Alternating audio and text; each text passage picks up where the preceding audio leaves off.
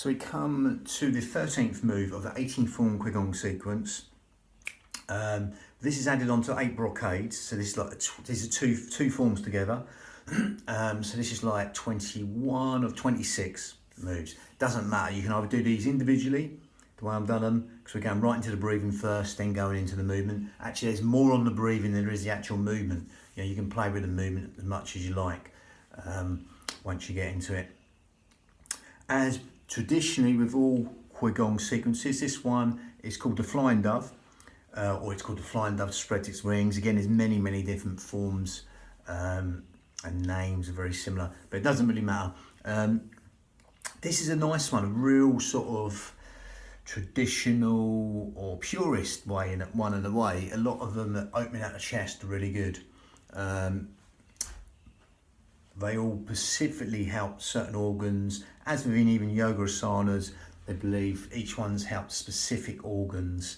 As with the qigong sequences, each one, anything that opens out the chest will help the lungs, pericardium, the heart lining, and the heart meridians. Obviously, we're not going to the meridians and the organs. That's more in traditional form. This is more of a mix-up of with the breathing, yogic, Pilates, hypnotic breath, and again we're just linking. It's just movement at the end of the day, so we're just calibrating and synchronizing it and integrating it with movement. The flying dove.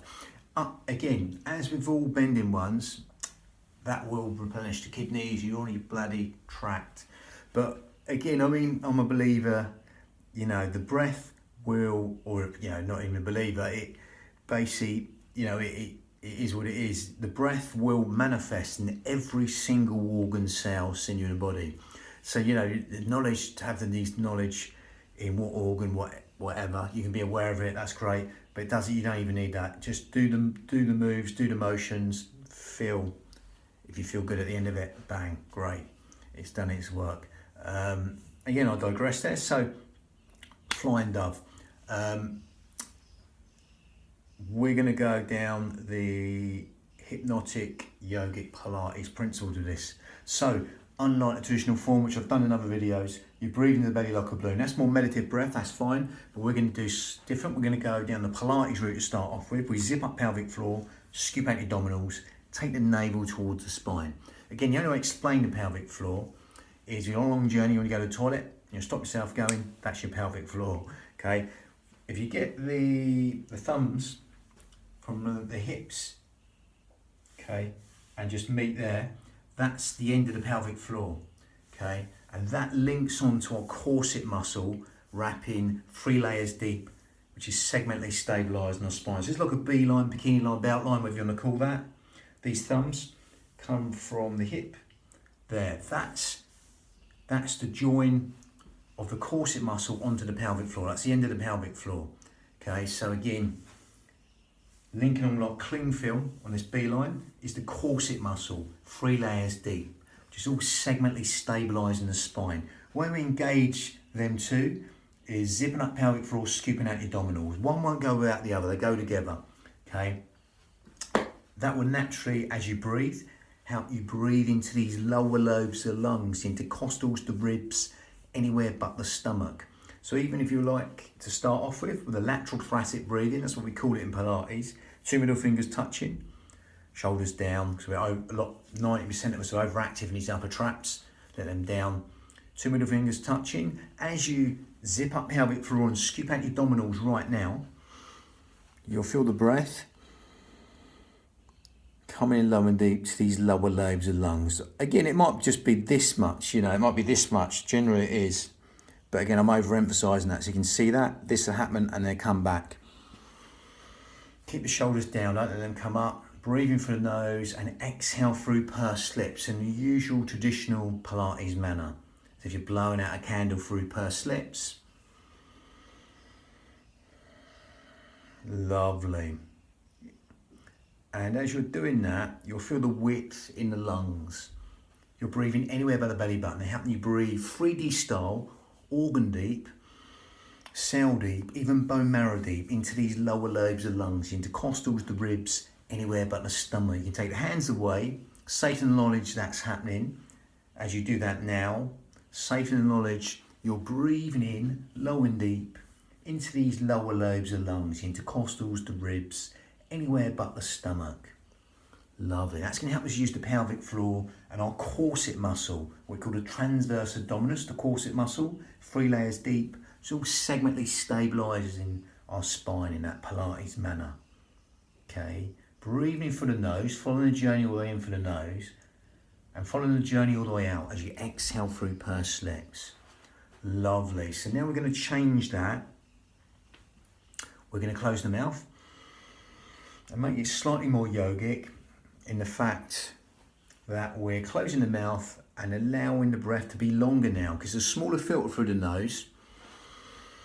So that's going to help us lengthen the breath in a sort of yogic manner. In asanas, we might lengthen the breath to help us melt into them postures even easier without even trying or try not to try. So as you do that now, same deal, but again, breathing in and out through the nose will help us lengthen the breath.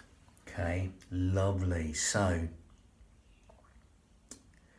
with the out breath, you will naturally feel that wants to fall longer than the in breath. So in a hypnotic manner, we're going to allow that out breath to fall longer than the in breath. It's a bit like 7-11 breathing in hypnotherapy. You 7-11 breathing, it could be 5 in and 10 out even. It's your count. We're not going to count, but again, just allow that out breath to go longer than the in breath. So in that sort of hypnotherapy way, that will help us engage the parasympathetic nervous system in a more beneficial way. So that helps us benefit the parasympathetic nervous system, which helps with sleep, digestion, rest, relaxation. All the things you're not thinking about will be benefited. As you do that right now, the in-breath's conscious thought, the out-breath is subconscious thought. So by extending the out-breath longer than the in-breath, that will just help all the housekeeping parts of the body, all the things you don't think about, cellular communication, organs communicating, process of elimination within the body, etc., will be benefited. And you'll feel the benefits as you do that now. Okay, so just allow the simplicity of the out breath to be longer than the in breath to relax the mind. Even consciously take your mind to the out breath. Rather than the breath breathe you, you breathe the out breath. You lengthen the out breath. Don't force anything. Keep within your limits and lengthen the out breath longer than the in breath. Lovely. So again, that's really good enough as we calibrate and synchronize the breath to the motion. If you want to take the yogic breath on a little bit further, a little bit more advanced, you can do. Go to Ujjayi breath. If you can't get this, don't worry. Just stick with it and just carry on doing the breathing we're doing already. But if you want to take it on a little bit further, we breathe in through the nose. And keep exhaling through the nose. I'm doing that so you can hear it. So again, you're gripping the esophagus and making a sort of sine, whistling, silky, raspy sound from the back of the throat. Ujjayi breath, victorious breath in Sanskrit. Seashore breathing, heard it called. So again, breathe it in.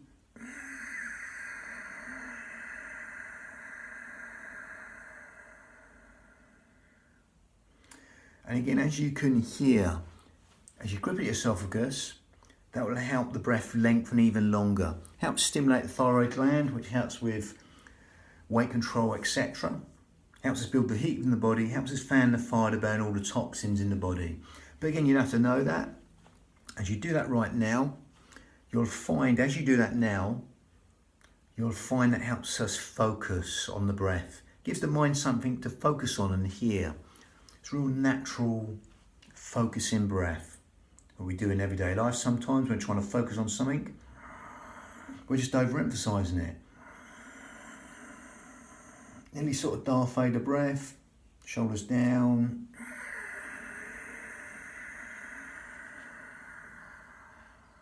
You can't get that, don't worry. Just stick to the breath we did, okay? And you can always move on to that. But again, lovely Ujjayi breath. Okay, so we're going to do a bit sort of in a vinyasa way, calibrate and synchronize that to the motion. Okay, breath synchronized movement. Again, I suppose that's nearer Ashtanga breathing. There's a few differences, but very similar to Ashtanga yoga breathing. Okay, so again, with that, we're gonna go back and demonstrate and link that and calibrate that to motion.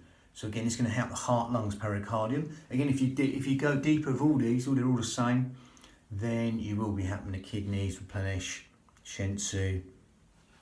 But again, we're coming away from all that. We're just going to do the motion. So when you're ready, you calibrate and synchronize the breath with the motion. Same deal again. If you want to dorsiflex this foot and flatten it, you can do with the motion. I'm going to do it so you can see the feet. Optional. Again, as you bend over, that will give you that sort of sciatic floss on that sciatic nerve, okay, which goes from the calcaneus, the heel, all the way up to the sacred, or the sacrum bone, the sacred bone. Can give you that floss. Optional. Again, that will get a little bit better, give you a little bit of a stretch on the calves, the hamstrings.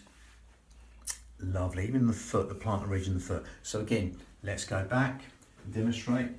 So I'm just going to come to here. I'm going to do the feet so you can see it, that dorsiflexion, optional.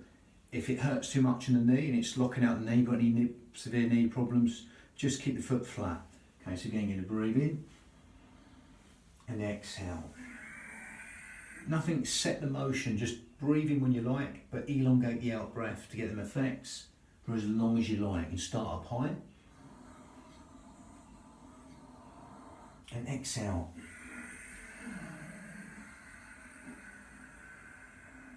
Or go deeper.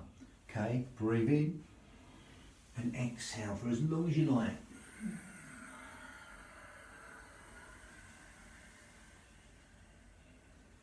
And simply start again, nothing set the motion.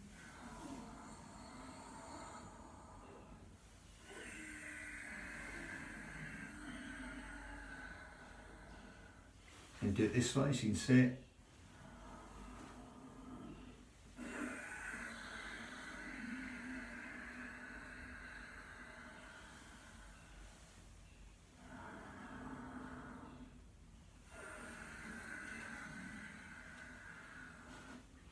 Again, if you want to go deeper, go deeper. And again, the hands are moving like seaweed to the sides and back, opening up that chest, keeping the shoulders down, only going as deep as you like to relax and let go. Okay, again, that's the flying doves. You've got the charging fist next. That was number 13 of the 18 form qigong sequence. And 21 of the whole, we got the 8 brocades at the beginning, 18 form qigong sequence, put 2 forms together, just like a 26 form in all, with 2 forms. That was the 21st move. Next one's a charging fists. Lovely, bang.